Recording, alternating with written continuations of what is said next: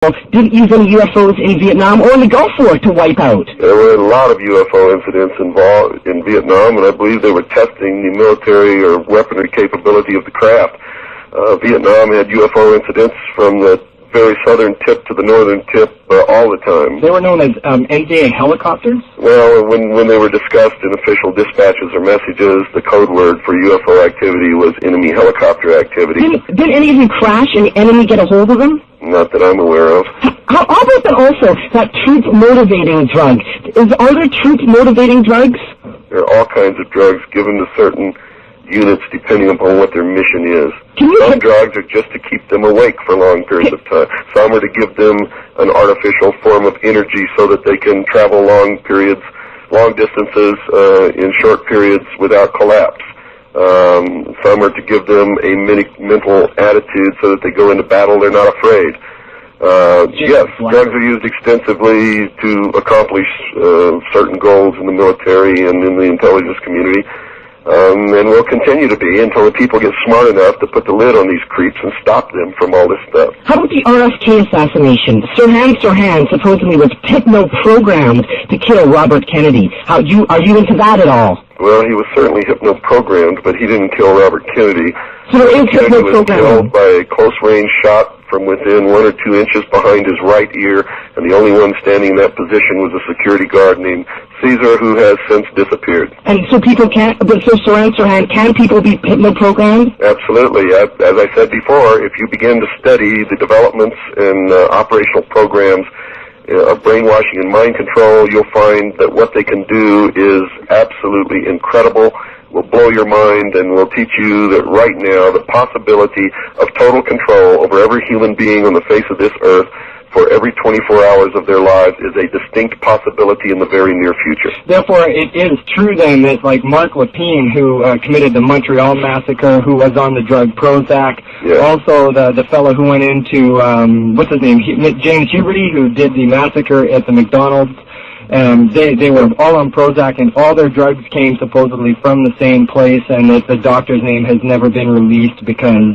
well, for obvious reasons, right? Sure, this is correct. And I was lecturing about this. I told people this was going to happen long before it happened. I wrote it in my book that there would be mass murders committed by ex-mental patients who were on the drug Prozac. It's just another one of my predictions that came true, but nobody seems to be paying much attention. How about the Bermuda Triangle? Are you into that at all? No. Listen, let me make one thing perfectly clear here. I'm not into mysterious things or witchcraft or disappearing ships or anything like that. My only purpose, and the only reason I even began to do any of this, is because I believe that sometime in the near future we're all in danger of losing the affluence that we've worked hard for. We're in danger of losing our personal freedoms and becoming somebody's slave in the New World Order. And that's the only thing I care about. That's the only thing I'm fighting, and that's the only reason I'm doing any of this. And people can actually go and search out and see these UFO bases that are controlled by elements of the American establishment. Not just the American. You see, we believe that the first flying discs were actually perfected in a remote area of northwestern Canada. So are there any, where can people find these?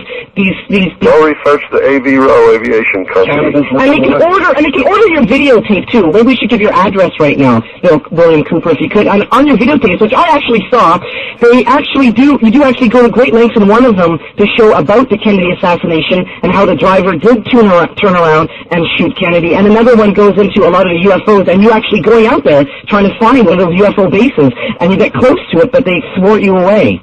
No, they didn't escort us away. And we did photograph the craft flying both at night and in the daylight. They did harass us. They threatened us.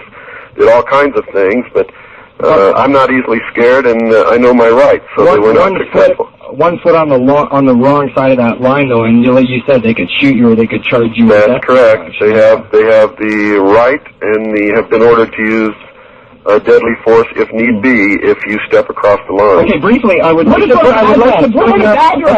it just a second. It's a miracle. This gentleman is on the line here.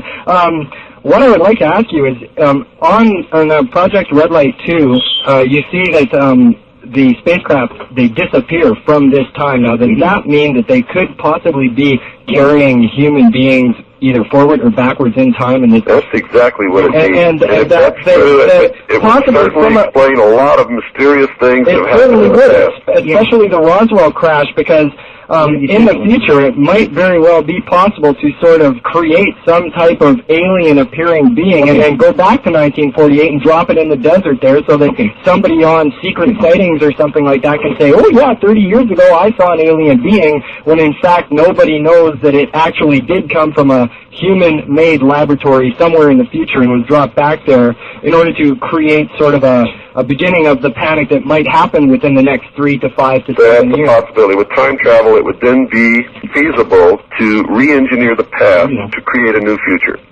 And that is mind-blowing. It's really hard to understand. Okay, now, first off, this is live. This is the Nardwuar to Human Serviette show here, live today, the 26th of February, 1993, and we're speaking to William Cooper. Notice this isn't a tape, as one caller phoned in and asked if it was. It isn't a joke. This is serious. And if people are interested and want further information on William Cooper, I'd say first off, if anybody reads Flipside Magazine, the music mag from LA, which is really great and features articles by KRK as well, there's a big piece that William Cooper contributed to that for the past couple issues. You can check that out, or you can write to William Cooper. And Mr. Cooper, if you could explain what you have and your address and phone number and whatnot, please. Well, it's best just to call or write and ask for an information packet, and we'll send you a list of everything that we have and what we're doing. You can call my representative. His name is Stan. He's really a great guy. His number is 602-567-6109. That's 602-567-6109. Or you can write to Stan, S-T-A-N, Post Office Box 889, Camp Verde. That's spelled V as in Victor, E-R-D-E, Spanish for green, Arizona, 86322. That's Stan, P.O. Box 889, Camp Verde, Arizona, 86322. And just ask for a packet of information, and Stan will send you one. If you want it real quick, give him a call. It'll be in the mail tomorrow. Well, thank you very much for speaking to us, William Cooper. We're just wrapping down here.